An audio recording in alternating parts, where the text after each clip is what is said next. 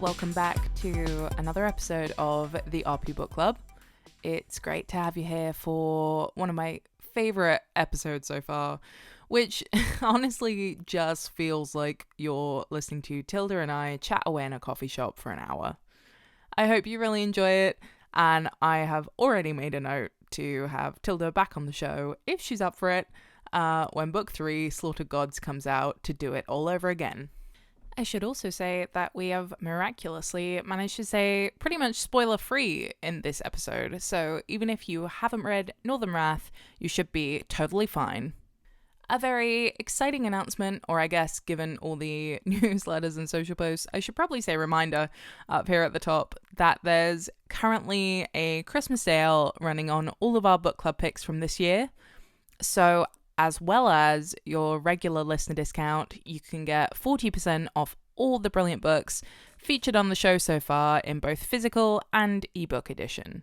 The sale runs until December 8th and does include this month's book, Shackled Fates, of course in physical and ebook, as well as the signed sprayed edge limited edition Lyra Valley that I mentioned last time, though you should know that we're starting to run low on those. So if you would like one, or if you want to give one as a gift, I would go ahead and do that soon. Now all that's out the way, let's get into the episode, and I'll be back at the end with some more info about our festive special.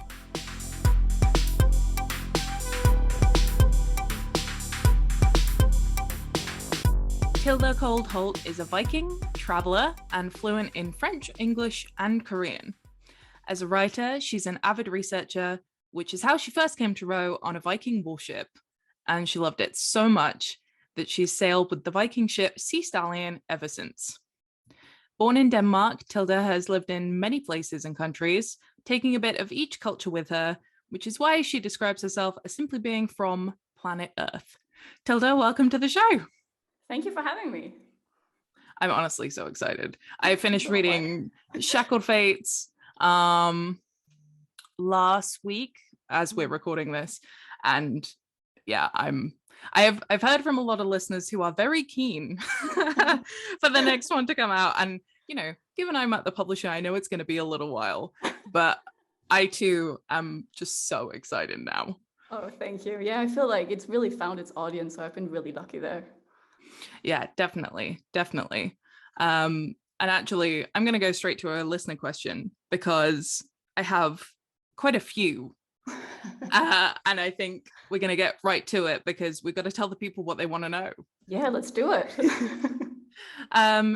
So we have a listener who messaged in who wanted to ask, which was the hardest character journey to build through the first 2 books? Oh, that's a really good question. And I actually have a very straightforward answer. It's Hilda, who is one of the very big characters, because here's the thing about Hilda. She is very stubborn. And when I tell her to do something, she absolutely does not want to do it. So as an author, that kind of puts me in a bit of a tough spot. I have to try to weave her into different situations. And actually talking about Shackled Fates, the second one, her journey completely changed. So I wrote one version of what happened to Hilda, and after finishing book 3, I went back and I rewrote everything that happened in book 2. Oh wow! Note on the fit. So Hilda has really been a tough one to get right, and to really also her voice. She's very very stubborn, knows what she wants, and it's read the same thing that I want. So it's been a bit of a you have to have like an argument with her a lot. I remember reading, I think when I was reading sort of interviews about Northern Wrath, the first book, I think I read that you had plotted it out and she really just took an axe to it, went, no, I really thought right. I was a plotter pure and through, and I really plotted everything out very meticulously, and Hilda arrived and she just went all Viking on me. Yeah, it feels appropriate, but annoying as the writer. Definitely, yeah.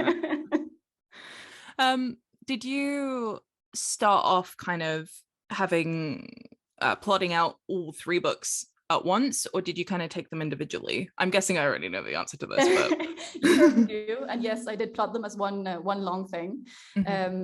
Yeah, I knew exactly where I was going. I knew what the ending was going to be very early on during the writing of Northern Wrath, the first one.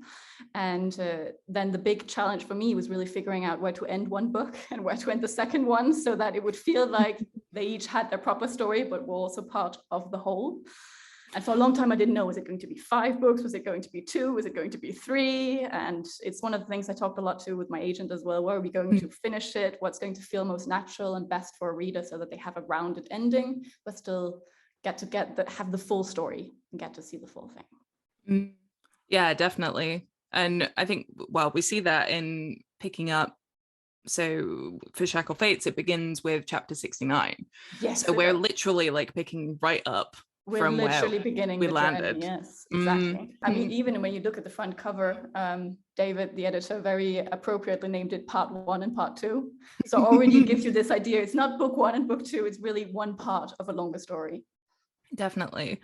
Was it important to you that we kind of, to express that in very clear terms, that we're picking up from where we left off rather than kind of starting fresh with a new book, that this is a continuation? Yes, I felt like it was important because I don't spend the first 100 pages explaining to you what happened in the last book. I very clearly just keep going. And that's how I wrote it as well. So I just kept writing even after finishing the first one and getting that off and ready to be submitted. I just continued on with the story and didn't really know exactly where I was going to end up. So I just continued. So it felt appropriate to really give this feeling, and especially with the chapter numbers that you mentioned as well, it really gives this feeling to a reader that, hey, this is actually book 2. There is a book 1 and it is going to just continue straight on. I think that's a very clear indication to readers. Absolutely. I've seen a lot of people kind of enjoying that. And I don't know, I was trying to think if I've seen it anywhere before. Yeah, I don't know. It must be been, a thing that people have done, but I don't think I can remember picking something up. I can't remember either. I don't think I've seen it, but I would like for more books to do it because I've definitely had the experience of buying a book 2, being really excited about it, not realizing that it's a book 2. And I take it out and I'm ready to start reading, and I open it and I realize about 2 chapters in, oh wait, this is not the first one in the series. I definitely need to read the first one. Yeah, they start like referencing things that have already happened. You're just exactly. like, I don't know what that am is. Am I missing something? Is this just how it is? Or that thing where you just kind of like flip back and forth and go, hang on a minute, wait. Yeah, exactly. Exactly. Oh, I mean, speaking of the fact that if we really haven't introduced the book, so we should probably do that. So Shackled Fates is second book of the Hanged God Trilogy. For somebody coming into the series kind of fresh, how would you describe it? I would describe it as, first of all, epic fantasy with the Vikings, where everything that the Vikings actually believed in is true. So the gods, the 9 worlds, the giants, everything just comes to life. And their beliefs are being threatened. This is towards the end of the Viking Age. It's being threatened by the arrival of this new religion, Christianity, which is really starting to take over and gain a life in the Northlands. And so this is a story of some of the last Vikings of the Viking Age.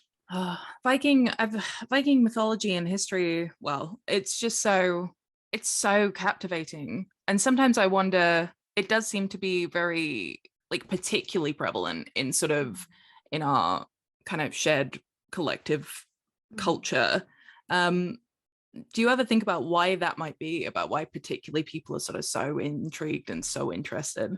Yeah, I've thought about it a lot. I don't know if I have a clear answer. I think the reason why it's so popular in fantasy particularly is because Tolkien took a lot of, well, The Lord of the Rings is very much inspired by Norse mythology and a lot of the old sagas. Even just the idea of the ring that kind of corrupts people, that's a saga. The names Gandalf, Frodo, Gimli, they all appear in the sagas. So, I mean, I think part of that is why fantasy pulls so much from it. But as a culture in general, especially in Europe, but I think Western countries, I don't know. I think they're very rich and I think they're very contrary. I mean, the gods are almost like human beings. They almost have the same struggles that we do. They struggle with alcohol. They struggle with getting angry. They have all of these very human issues that I think is very easy to relate to. And they're not our typical image of the all perfect beings. They do have flaws. And I think maybe that's more captivating to us than a lot of other mythology where maybe the gods feel a bit distant because they're not as much human as they are in Norse mythology. I think that might be why of it, but I really don't know. Yeah, I know. I think that makes a lot of sense. We like to see ourselves reflected, so it makes sense that we would find that, be drawn to that.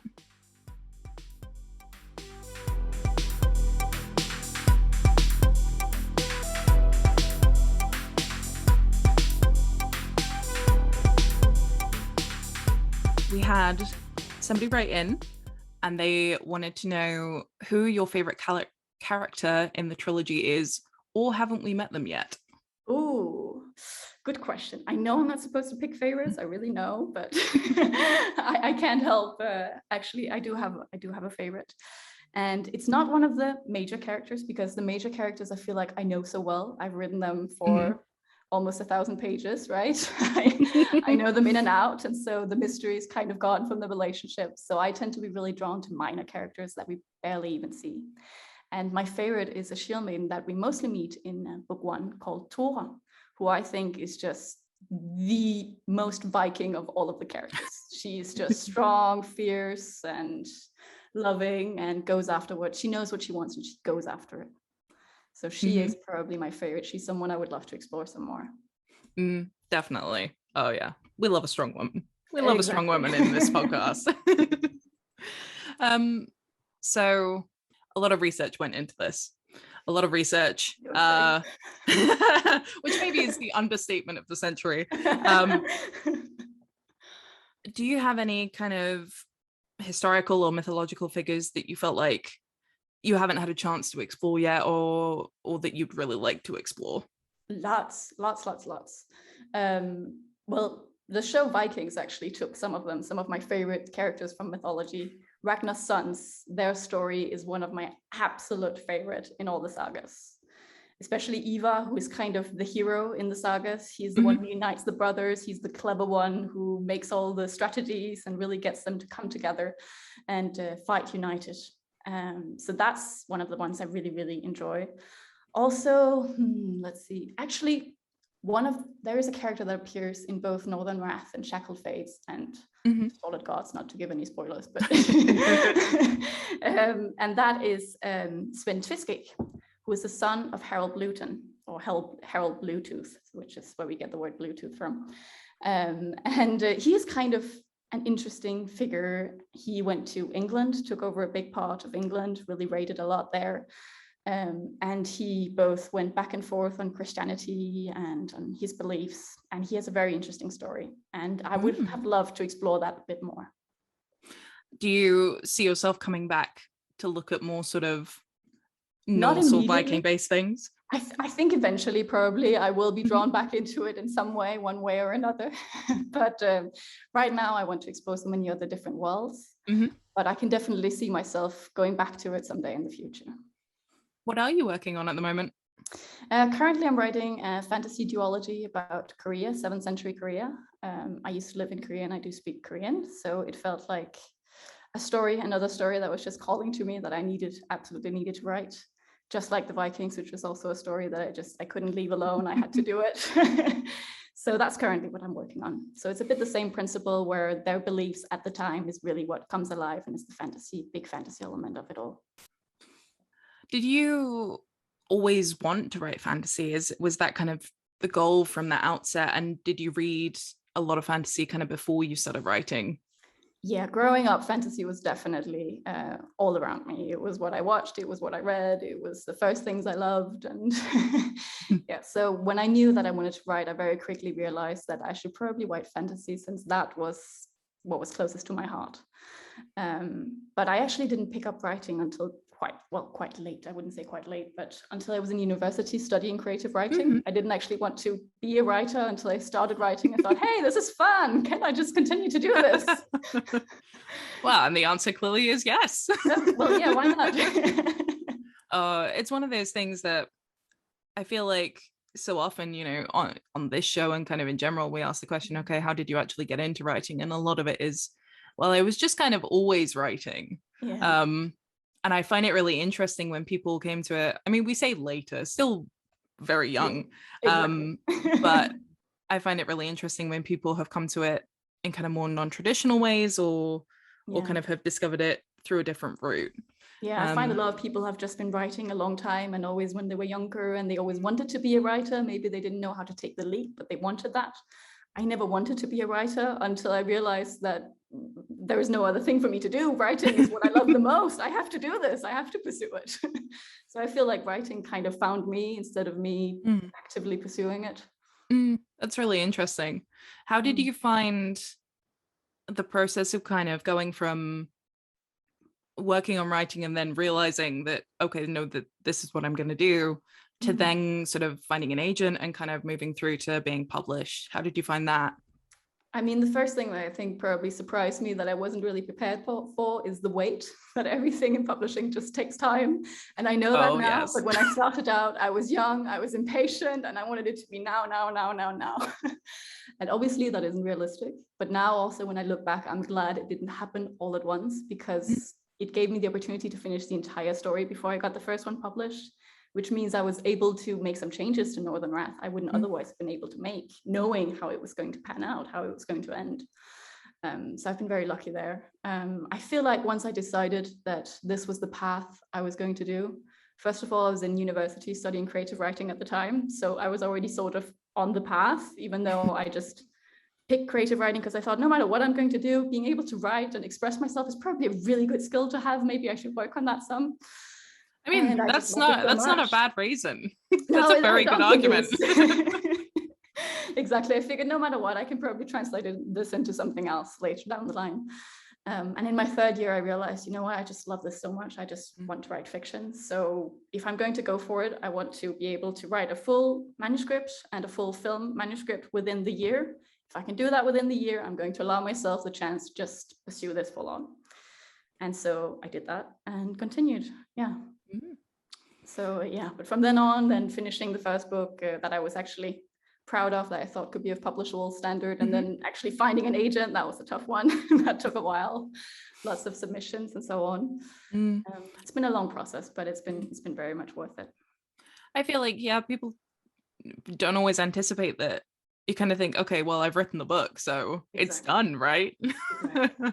And then you realize, oh no, there's years of work afterwards. You need to actually edit it. Then someone else is going to come in and have some other ideas, and suddenly you realize, oh, I hadn't thought about that. Okay, now I need to rework everything again. How do you find the editing process? And sort of then, I think it was on your website, I read that rewriting is the worst bit for you. Yeah.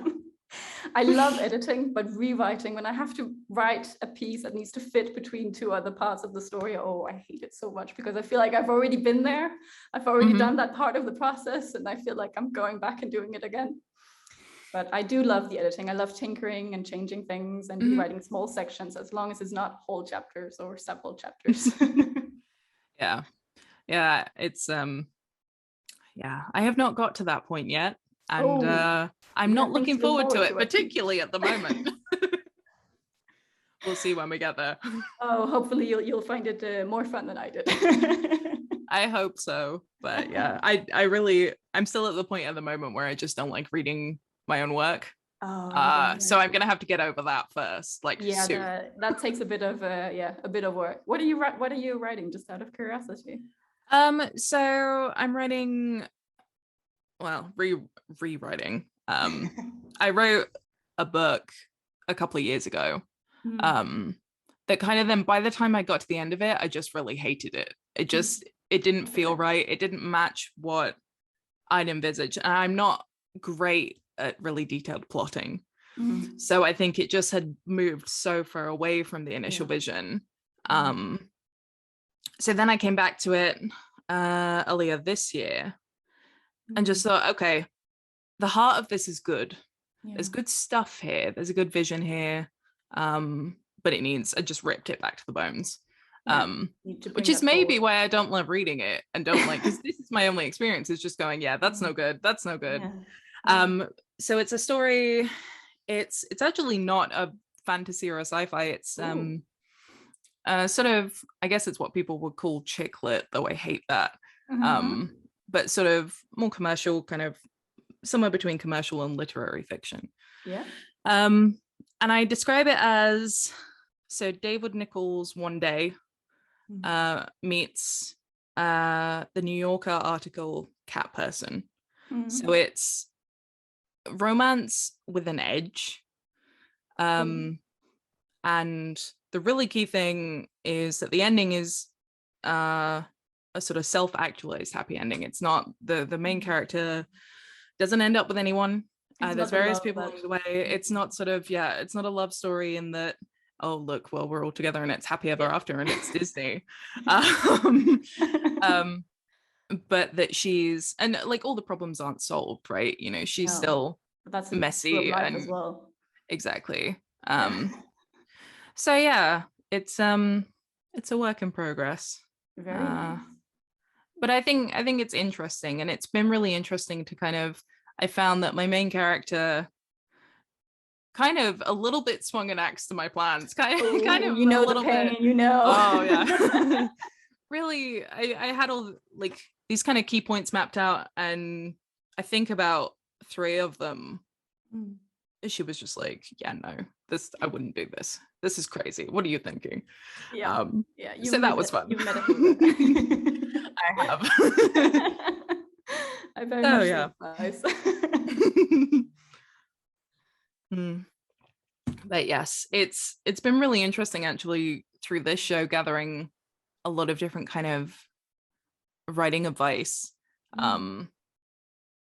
And it's been, there's been kind of lots of very different things, but Mm. really the main thing across the board is uh just keep going, Yep. and your first draft will be terrible, but it's Yep. okay. Yeah. Everything can be fixed. Do not worry. Yeah. I think it's one of those myths that I think every new writer Mm. comes to it and thinks, cool, I'm going to write this thing and it's going to be great right Yeah. away. Yeah. And it's not. And then when you reach the end and you start reading the beginning, you think, oh, this is horrible, because you've already come so far. You've written 100, 200 pages, and your writing has improved so much in that time that by the time you reach the end, you look back at the beginning and think, I have to start over. I have to. Oh, now I have to rewrite all this bit. Exactly. Oh no. How did, well, I'm gonna throw the question now. Do you have any writing advice that you would offer, either, well, to me or to anyone who's looking to write, particularly if there's kind of a lot of research involved, anything sort of research heavy? Yeah, that's a really good one. I think research is very easy to get lost in and to actually lose your track. You lose the story, kind of lose what it was you wanted to say. I think sometimes with research, you have to know when to stop. You have to know when your story needs to take priority over the research that you've done, because you will reach that point where sometimes you just need to get the story out. I think that's a very difficult balance to reach. And it's a very difficult moment when you realize that actually you've over-researched something and you need to throw out some of what you know and just tell the story that you need to tell.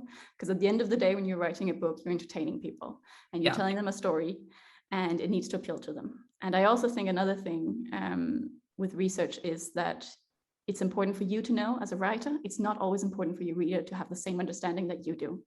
So you don't need 20 pages of dialogue to tell me how Viking ships sail.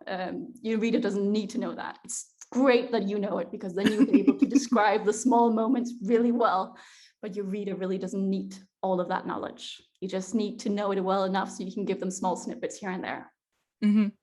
Yeah, that's very true. Although now I feel like I want to know. But yeah, oh, that must happen all the time. Just that you, or I don't know. For me, I'd feel like I just want to tell everyone all the time. Yeah, because you feel proud of it, that you know it and you've discovered it and you find it really interesting, and it is interesting, but it might not be the best thing for the story. It might not be what your reader actually needs in order to get on with the story. And I guess it can almost bring you, as a reader, it will kind of bring you away, because there's no reason for the characters to be giving you all this information. They know. Exactly. Why am I suddenly getting this huge explanation of why the sail moves as it does? I mean, it's interesting, but this is not the book I thought it was going to be. Yeah, be right back with the rest of the plot. I'm just going to write an essay on this. And And I think those things it's very good for you to know. And I often find that when I write, I do put it in immediately at the beginning, but then it's very easy to take out in the edit, and I just leave what actually needs to be there. So sometimes I need to explain things to myself in order to really get it. And sometimes I do that in the story, and then in the edit, I'm able to take it out. Oh, that's good. Yeah. That's the good thing is you can always nice. save it for like a blog post or something else that you can share with your readers. So it's not lost. Nothing is lost. Definitely. Completely. I saw for Northern Wrath, you've got a blog about deleted scenes. Are we going to see one for Shackled Fates too? Probably, yeah. There are a few for Shackled Fates. A lot of Thilde chapters for Shackled Fates, I must admit. Yeah, it's definitely a possibility. I think it's fun to share kind of things, early drafts, and things that didn't work, because I think a lot of writers, especially as we talked about as well, that they think once you've written it, it's just perfect and it's going to come out that way. And so I think it's really useful as a published writer to also be open about the process. That no, my first drafts are not perfect, far from it. They're actually really not perfect, and they really need a lot of work to get there. So I think it's something very useful to be open about and share with readers who often do want to write themselves, and who often do take cues from authors that they read and that they like. Yeah, completely. And we did have a reader listener write in actually about this. They wanted to know about whether you think there's enough support out there for aspiring writers to help them gain the confidence and ability to become published writers. That's a really good question. I actually think no, there is not. I think a lot of writers are very close about certain parts of the process. I don't really know why, if it's because they're worried that you won't be interested once you know how the sausage is made, but I think it's important to share the reality of the journey, and that yes, for a lot of writers, it is difficult to fight literary agents, for example, or to get published and to reach that point.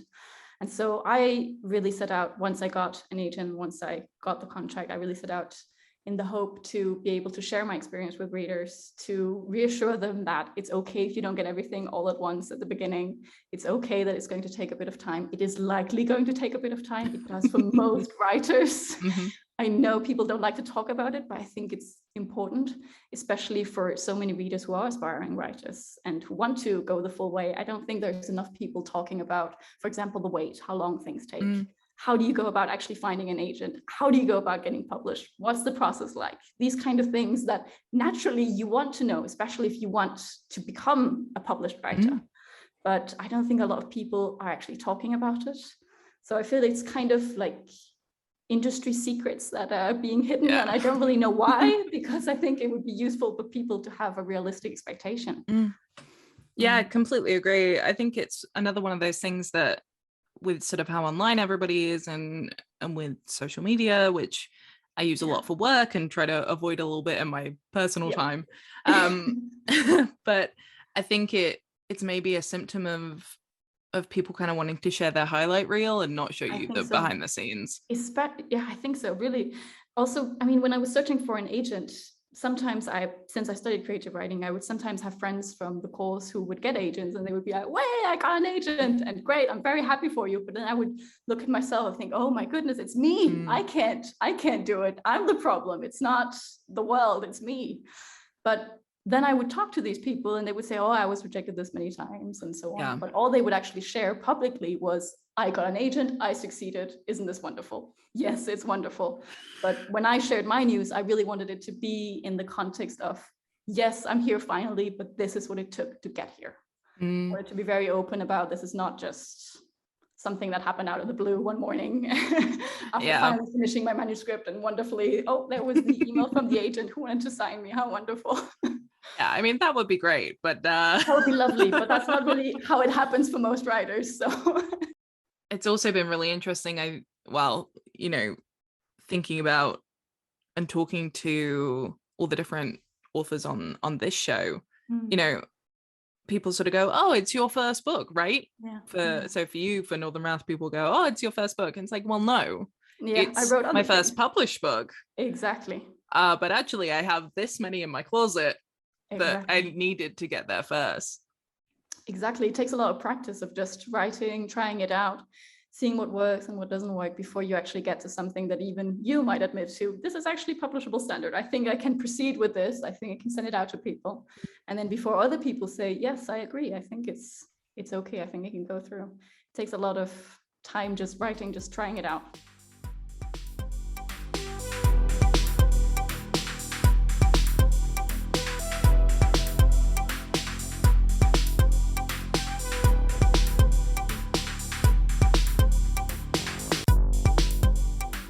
Did you find it was quite easy to sort of find your own voice as a writer, or did it take some time to kind of hone that and kind of feel it out? I think it took some time. I think it definitely took some time. I think actually it was only when I really started writing Northern Wrath that I really found the voice. And I think I found it in that cultural space where I live. As you said in your introduction, I'm from various cultural backgrounds. And I think it was in that I found my own voice, because obviously my mastery of English is going to be very different from a native English speaker. And my view of the world is also going to be different. And I think it's in that I found my unique voice. I find the way that I view the world and the way that I describe things from my cultural background can be a bit different from others. And I think that's really at the point of writing Northern Wrath, where I dug into a piece of that cultural background, is when I really found my voice. So yeah, I think it took 2 full book manuscripts and 1 full film manuscript, and then lots of small writing pieces before I really felt like, okay, this is me and this is me going forward. Yeah, I think I've certainly found it really interesting to come to that point where you feel like it's okay to actually dig into who you are and into yourself. Yeah. And allow that to inform your writing, because I think sometimes at the beginning, for a lot of people, and certainly for me, you're kind of trying to be everybody else. You're trying to emulate all these other writers, and that's it's also just the not going to advice work. that's given, right? You write like this person and write like that person and read this and read that, and then you read something good and you think, oh, I want to write that kind of thing, but then you end up just imitating their style instead of writing it how you would probably have written it if you just started on your own with the same idea or a similar idea. Yeah, exactly. Yeah. And you can definitely, I mean, it can teach you a lot to try to write like other people, but ultimately at the end, you need to sit down and figure out what's your story and how do you want to tell it. Yeah.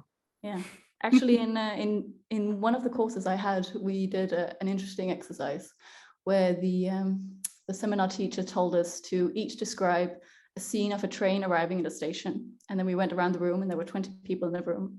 It was just 2-3 sentences. Nobody had the same words. Nobody had the same sentences. Oh, wow. So it just goes to show that different people, even the same idea, the same scene, they're going to describe completely differently. I found that was very eye-opening for me. It was good, and it was okay to have your own voice and your own way of seeing it. Yeah, I'm now. After this, I'm gonna go write like a couple sentences about the train arriving at a station and just see what it's like.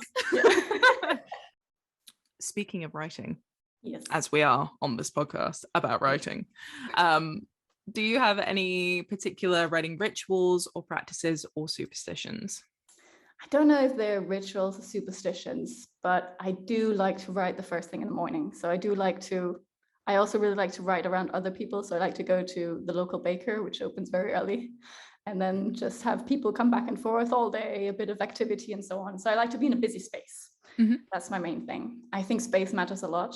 And once things aren't working for me, I need to get up and move to a different space. So I don't know if that would count as a ritual, but it's definitely a habit. I need to stick with my schedule. Otherwise, it gets increasingly more difficult to actually put words on the page. Yeah, I find I completely agree with the thing where you have to, like, if it's not working, get up and leave. Yeah. Like I can't just sit there.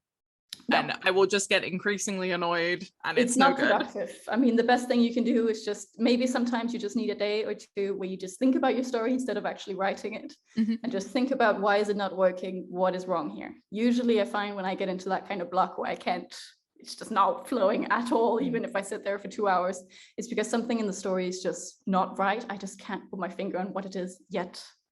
And sometimes I just need to clear my mind of the story for a little while, and then I know, that's what it was. I need to go back here, change this thing, and then it usually flows better. But I can't do that while sitting in front of the computer, just staring at the cursor going ding, ding, ding, ding. Oh, it's the worst thing. that thing, it's like taunting you. It really is. It really is. Yeah. Sometimes I even find it's better just to, sometimes when that happens, just to take a notebook and start writing in hand, because sometimes that's just, you just need a change of media, a change of scenery, a change of space to really get out of your own thoughts. Do you tend to write sort of straight onto the computer, or do you, I guess, do. a mix? I do tend to write straight on the computer, unless it's somewhere and I really want to be outside and I can't see my screen. In that case, I do take a little notebook with me and write in that and then transfer it later. Yeah, but otherwise I do tend to write directly on the computer. Different people seem to get really particular about it. I feel like I read about these people who are like, I write everything by hand and then type it up. And I'm like, do you really though? Yeah. I find it somehow difficult to believe. I know very few people. I've met maybe one in my life. Otherwise, everyone else is just a mixture. Yeah, that sounds horribly impractical, and also relies on the fact that when I'm like excited about something, I can't read my own writing. I'm just like, oh, okay, and then come back to it and it's like, what are these scribbles? I don't know. Exactly. Oh yeah, I've been that. If I do write in the notebook, I need to transfer it immediately the same day. Otherwise I can't make sense of it. It's just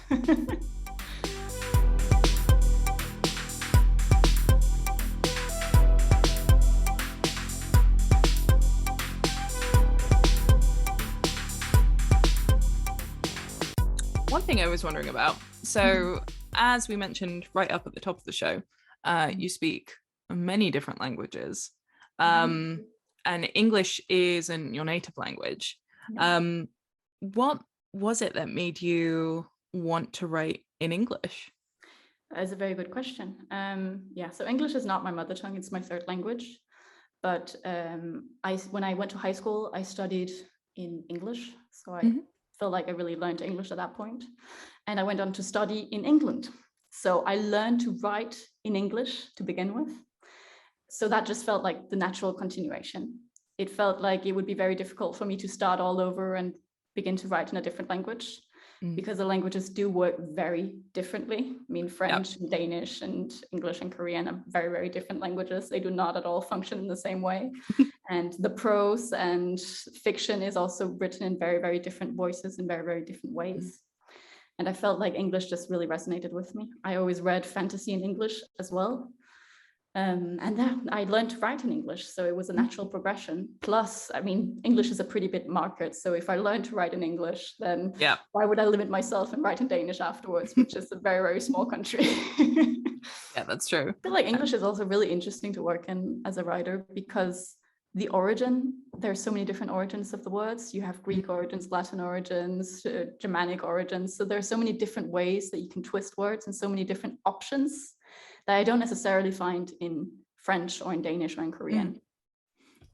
That's really interesting. I hadn't thought of it that way, but yeah, it really is like a melting pot of different influences have just come together to make this one language. It really is. So even when writing Northern Wrath, I was very much aware of that, and I tried as much as possible to stay with Norse originated words. I mean, obviously you can't do that with everything, but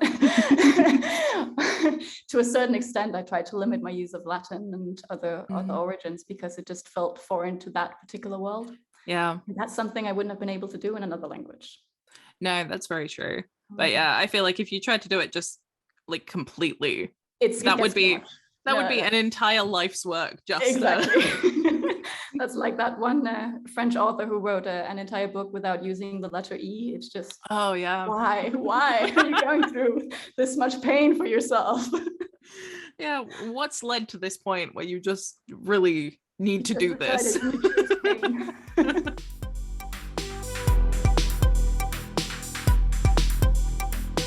So I did notice, and let's start this by saying we have come again to that time in every podcast where I ask about music and things like that, because I insist on doing this because I love it and it's my podcast. So we're just going to keep doing it. Go for it. I did see that we have a Northern Wrath soundtrack blog. We do, yes. So that leads me to believe that there might be some music here to ask about. So did you, was there anything in particular that you listened to while writing, or that reminds you of the characters or the book? Very much so. So I mostly listened to 3 different artists while writing the entire series, actually. Aunus Obel, Broken Twin, and Vadrona. And Aunus Obel and Broken Twin are two Danish artists who write very nostalgic, melancholic kind of music, just their voice, a piano playing, maybe a cello. So very, very mellow, very slow and nice.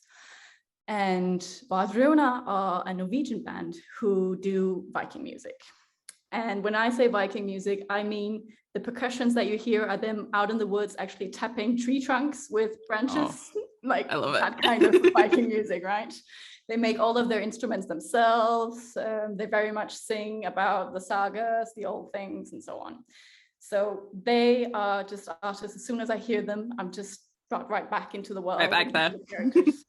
And when I struggled with something and I couldn't get into the mood, usually I just put on one of them and I'm there.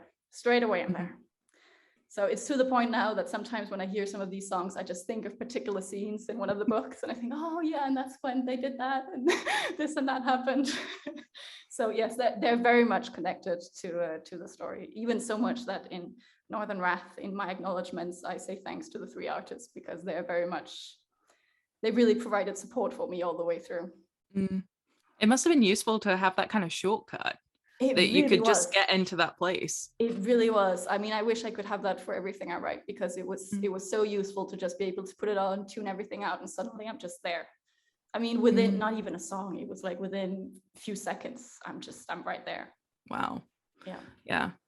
I need to, well, in general, I feel like that's a useful thing to try and build in if you can, but it really is, but it also, I mean, you can't force it. Sometimes it happens and sometimes it doesn't. Do you have it, that kind of shortcut now for what you're writing at the moment? I don't really. I have one song that kind of gets me there for one of the characters, but not for the rest of it. So I don't have the same kind of shortcut, and I haven't had it for anything else that I've worked on before. So this is very unique to the story. I feel like that I just found the right artist at the right moment. They've come out with things since, right? When I wrote number 3, they came out with new music, and even that doesn't put me in the same mood as the first few albums. It's kind of just what I had at the beginning is what I went with all the way through. So unfortunately, I don't. I wish I could have that with everything that I write. Are there any other books, movies, or TV that you would recommend to somebody who's read the first 2 books, is desperately waiting for the third one, and love them? My instinct would first of all be to point them to the sagas and retellings of the sagas. Particularly, I really love Joanne Harris has a beautiful retelling of a lot of the Poetic Eddas in Gospel of Loki, which I very much recommend. It's the old stories weaved together in the voice of Loki. It's fantastic. So I very much recommend that. Otherwise, I find it tough. I feel like readers are really much better at giving them than writers. I feel like readers accurately see the kind of atmosphere there is in a book and can easily tell you what other books they got a similar feeling from. Whereas as writers, at least for me, I can't really see my book objectively. So. Yeah, that makes sense.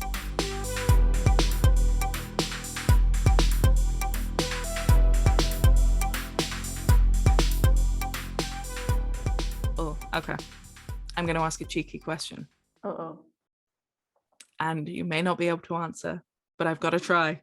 Okay, hit me. I know lots of listeners and myself are very excited for the final book. Are there any little clues or anything like that, little breadcrumbs you could give us eager readers? Oh, that is a good one. What can I give you without spoiling too much? Well, first of all, I can tell you we continue straight on as we usually do. So this is one long story. What can I give you? Well, I can tell you this. Before the end of the entire trilogy, we are going to visit all 9 worlds. Okay. So that is a little snippet I'm going to give you. To not give too much away. We've been to a few already. We are going to get through all of them before the end. That is very good. Thank you. I know lots of people are going to be very excited about that. I was like, writing my questions, I was like, I've got to give this a go because you can get something. Yes, exactly. You don't ask, you aren't gonna know. But Exactly. yeah. Oh, okay. It's got my brain going. Oh. Counting them all up. Yeah.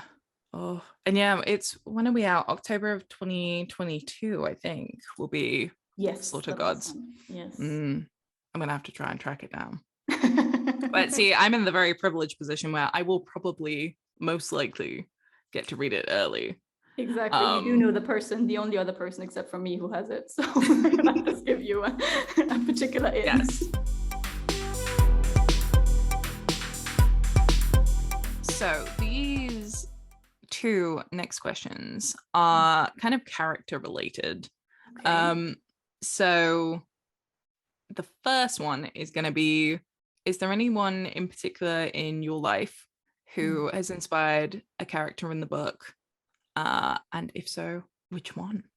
Oh, I think you can say there is one, and that is Sif, who I think is Siv is inspired by my mother in some way, who I think is a very strong woman who always took care of the family before everything else, which is very much what Siv is like in the series as well. So if there's anyone, it's definitely her. Yeah, it was important for me to have an older woman that was strong in the series as well. Often I feel like it's just the young girls who are tough and strong and so on, and we kind of forget that older women also have a life and they can also be awesome and cool and all of those things. So I really wanted a character like that in my story. Yeah, completely agree. I think, and it's, you know, one of the things we see a wider kind of culturally in society, that aging is a bad thing, right? Yeah. Aging is scary. Exactly. And you gotta, you know, get rid of the wrinkles and like, and it's not, it's beautiful. Just look young forever. Yeah. Completely. And yeah, I think it's the more that we can see that kind of representation of, no, aging brings you something. Aging gives you experience and strength. Yeah. I think that's really good to see. Yeah, completely. No, I agree. I think also we hear a lot about actresses who say that once they reach a certain age, they suddenly can't find any roles. Yeah. Or suddenly they're delegated to a minor role with two dialogues because there's nothing else around. There's just an age gap suddenly for women. Yeah. I think that's really sad because I think it's important that we get to see not just coming of age stories and stories of young people, but stories of people older and later on in their life who succeed and do magnificent things, because that's what we have in the world all around us. There are people of all different ages doing all kinds of amazing things and just living their lives. Final question. Which character would you say you relate to the most and why? I think that's difficult. I think I probably put a different piece of myself into all of them. I mean, there is one or two things that I relate to in all of them, but I don't think any of them are me particularly. But sometimes when I do read back, I do see certain things that I can recognize for myself that I didn't necessarily know that I was putting into the character. I think when I was writing, probably I would have said that Tyra was a character that I felt like was me a long time ago when I was a little kid, that I recognized a lot of her tone and a lot of the way that she thinks. But I think all of them have a little piece of me in one way or another that comes out in different moments, and that yet all of them are very different from me. Yeah. Would you find you put yourself in to your characters as well, or? Yes, definitely. But it's I find it's really interesting actually how you say it's like Tyra was you at a certain time. I find for me it's very much that. So it's very much different characters will have a piece of who I was at a certain point. And particularly given, so my book focuses quite a lot on relationships, both romantic and non-romantic. And I've had some great experiences and some really terrible experiences with particularly romantic relationships. And so I find I'm able to kind of take pieces of who I was at those times in those relationships and to give those to the characters. It can be challenging. I find sometimes I have to be in the right headspace to write about particularly So I have was in a very difficult relationship. That to me is a really important story to tell. Yeah. But it's a hard line to walk between telling that in a true and helpful and accurate way, Yeah. but not kind of taking myself right back there and having to capitalize on my own trauma. Yeah. So it's been really interesting to kind of work that. Yeah. But yeah, definitely different pieces at different times. Yeah. Yeah, I can definitely see that as well. It would be challenging to walk that line between when are you actually hurting yourself by doing it and when is it helping, because a lot of the time writing can be very liberating in a sense, because you get to work through things just by writing about them, but sometimes it can also take you to terrible places, so it's a really difficult line to walk for writers sometimes. I think it's one of the things that when I went back kind of after I'd written this the first time I wrote this book, oh, I relate to that. Unfortunately.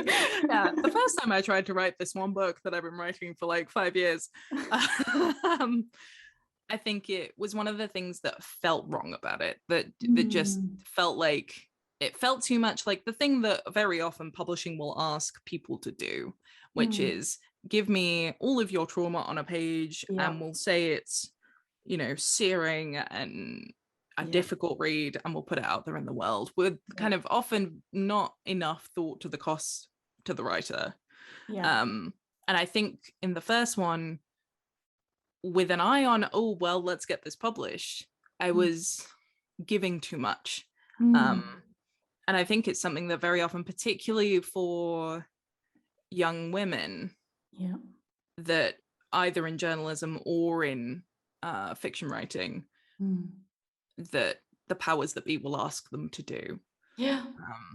So yeah, I think that was one of the things color as well have the same issue.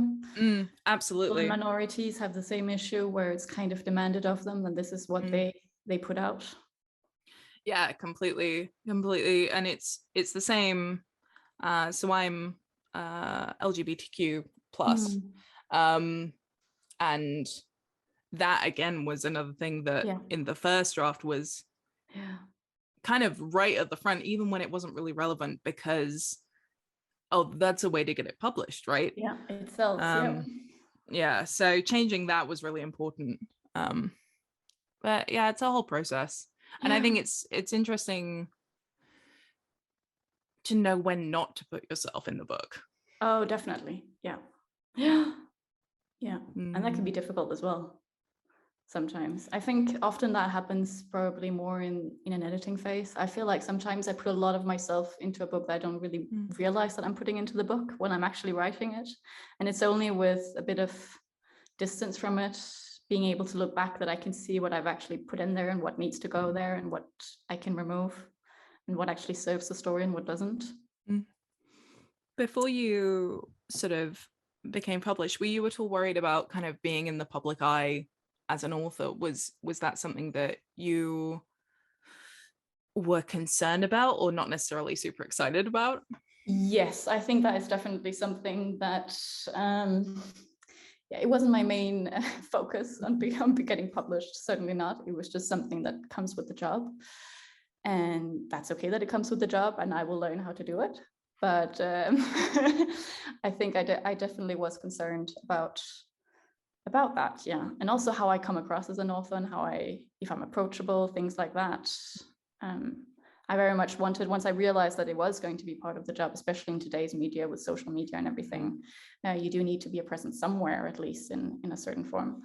I felt like I really wanted to be an approachable kind of author, someone that you could ask and who would give you a realistic and real answer, and not just give you the the beautiful lie that everyone wants to believe. But just write 1,000 words a day and it'll be exactly fine. But who was going to be honest and could someone to talk to, because I feel like when I was writing, that was something I was really missing. I was missing authors being really honest about the process and being there in different ways, and just not being surrounded by all of the glamour that we usually see in the media. But yeah, I was worried about that. I think it's, I mean, authors don't necessarily, we just want to write. We don't necessarily want to. But I think a lot of us as well, writers, I mean, we choose to write because we like to think about our words and we like to reconsider how we say them and how we come across. And especially in interviews and things like that, you know, you make mistakes. It's natural when you talk to people that you make mistakes. And as a writer, I feel like I want to go back and edit and change because I know what I actually wanted to say, but it didn't come out the way I wanted it to come out. And that's something you really can't do when you're a public figure and you're doing interviews, you're doing different things. You can't just go back and edit yourself to make what you actually wanted to say come across properly.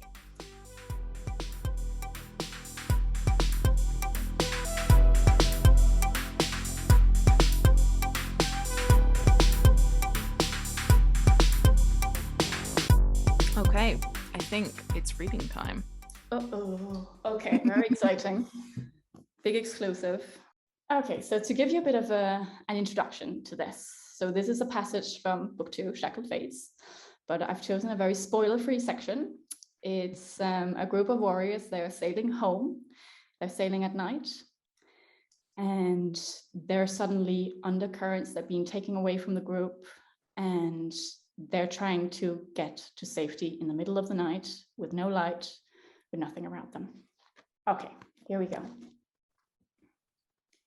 The waters were so still, only disturbed by their oars.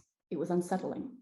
The warriors were too worried and they were rowing too fast for strong strokes. Pace, they shouted to each other. Remember the pace. They were all out of pace. Those were shouting as much as the others. Pull yourselves together, sailors, Sigismund urged. We're in homebound waters. We know these shores. He peered at the few faces he could see in the dark and knew that they were afraid precisely because they knew these waters. They knew how close they were to the sea's jaws, and they knew that their ship would shatter and be eaten up on those rocks. They knew that if they were to fall over the edge, the undercurrents would take them, or the Midgard worm would tear them apart. They were afraid because they knew. All strokes at my command. Sigismund could do nothing else but sound strong and certain in his commands. 3, 2, row. He gave them the proper pace, counted for them, and shouted for every stroke, and with his voice they settled and fell into habit. Their usual calm resurfaced, and the oars took them further away from shore in the sea's jaws. And then Sigismund heard an oar creak and break. Man overboard! Sailors were shouting, but Sigismund shouted louder than them all. Oars in water! They did at last, and seemed to remember through their fear that they needed to stay quiet. With their oars in the water, the ship came to a gradual halt. Can anybody see him? Sigismund asked. No one answered. Can anybody hear him? They were quiet for a long while. But again, not a single sailor answered. What happened? Finally, there was an answer. His oar got caught in the undercurrents and then it just flipped up and him with it over the side of the ship, said Astra, right in front of me. It's Bjarki, Sigismund Stearman said. He knew all of the rowing positions. Bjarki sits in front of Astra. Was he conscious? Yeah. Bjarki, Sigismund roared louder than he ever had in his life. Shout as loud as you can. We will find you, Sigismund said. Though he did not expect that they would. It was dark. They could hardly see anything, and they'd been rowing at a good pace when it had happened. They had drifted since. And even if they rowed back now, Sigismund was not certain that they would follow the same path, much less find a floating sailor in the night. There's something in the water, the Outlook exclaimed. The crew was so quiet from the crisis that Sigismund heard the message all the way at the aft. Get him on board. It's not Bjarki, the Outlook shouted. A chill traveled up Sigismund's spine. I don't know what it is, but it's not Bjarki. Oh, we woke it up, the helmsman sobbed. Oh, the great beast of the Jotun Sea. And I'm going to end there, the end of the chapter. That was amazing. Thank you so much for doing that. And thank you so much for being on the show. Thank you so much for having me. It was a pleasure.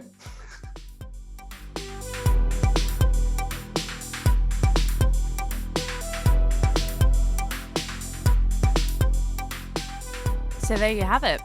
Thank you so much again, Thilde, for being on. You're an absolute dream of a guest, and I hope you enjoyed our chat as much as I did. If you don't have it already, this month's discount code is NBC-21-SF. And as I mentioned at the start, you can use that in combination with the pre-existing festive sale if you want to get your copy of Shackled Fates. Speaking of which, if you haven't already read Thilde's books, I can't recommend them enough, particularly for this time of year. They're the perfect atmospheric autumn-winter read. And now to our festive special. I'm completely delighted to be hosting Andy Ewington, Rhianna Pratchett, and Alex DeCampi for a fun-filled episode chatting about their book, Campaigns and Companions, which was recently selected as a Waterstones Humour Book of the Year. There will also be a festive quiz, and I'm sure lots of other fun and games, both planned and unplanned, as is always the case on this show. That episode is going to be out earlier in the month than usual, so the festive special will be released on Wednesday, December 15th. So make sure you're subscribed on your preferred podcast platform to make sure you're notified when it drops. If you want to send questions in for Andy, Rhianna, and Alex, you have until December 11th to do so. That's when we're going to be recording. And for this informal festive edition of the show, they don't have to be about the book. So feel free to send your off-the-wall, Christmas-themed, or any other questions into us. We're at Rebellion Pub on Twitter, and our DMs are open. You can email publishingpress@rebellion.co.uk. We're at Rebellion Publishing on Instagram, and again, DMs are open. Or comment on one of our social posts about the episode. I'm keen to include as many of your questions as I possibly can, so make sure you send them over. Thank you so much, as always, for listening to and supporting the show, and I will see you on December 15th.